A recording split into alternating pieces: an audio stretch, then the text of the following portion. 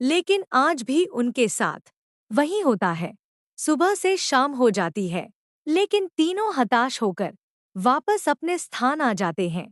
नौकर तीनों के लिए खाने का इंतजाम करके रखता है, जिससे उन्हें बहुत ही राहत मिलती है। आज तीनों दोस्तों के लिए बंगले की पहली रात होती है। रात को 12 बजते ही अचानक अभिषेक की नींद खुल जाती है और वह अपने आप को बंगले के तहखाने में पाता है, जहां पुराना सामान इकट्ठा करके रखा हुआ था। उसे समझ में नहीं आता कि वह यहाँ कैसे पहुंचा। तभी वह घबराहट में अपने दोस्तों को आवाज लगाता है, लेकिन किसी को कुछ सुनाई नहीं देता। तभी उसके कानों में सब कुछ सुनाई देना बंद हो जाता है और सिर्फ एक औरत के रोने की आवाज आती है। अभिषेक चिल्लाकर पूछता है, कहाँ हो? तुम क्यों रो रही हो?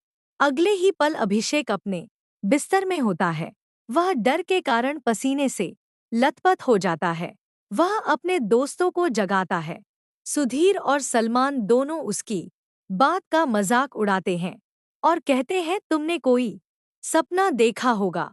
इस बंगले में तो हमारे अलावा कोई भी नहीं है। और अभिषेक भी अपने दोस्तों की बात का यकीन करके इस घटना को बुरा सपना समझकर नजर अंदाज करके सो जाता है। सुबह उठते ही तीनों दोस्त फिर से तैयार होकर काम ढूंढने निकल पड़ते हैं।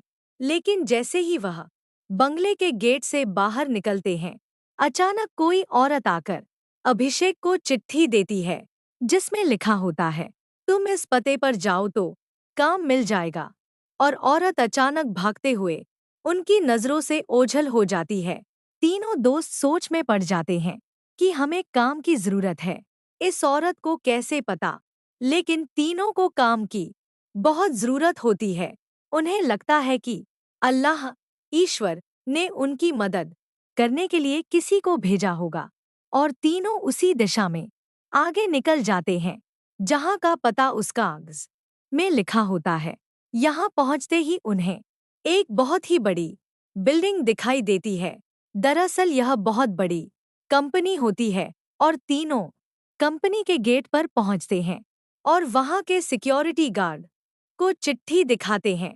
सिक्योरिटी गार्ड चिट्ठी नियुक्ति विभाग के पास भेज देता है और जैसे ही प्रबंधक को वह चिट्ठी मिलती है, तो उसमें उसके मालिक का हस्ताक्षर होता है।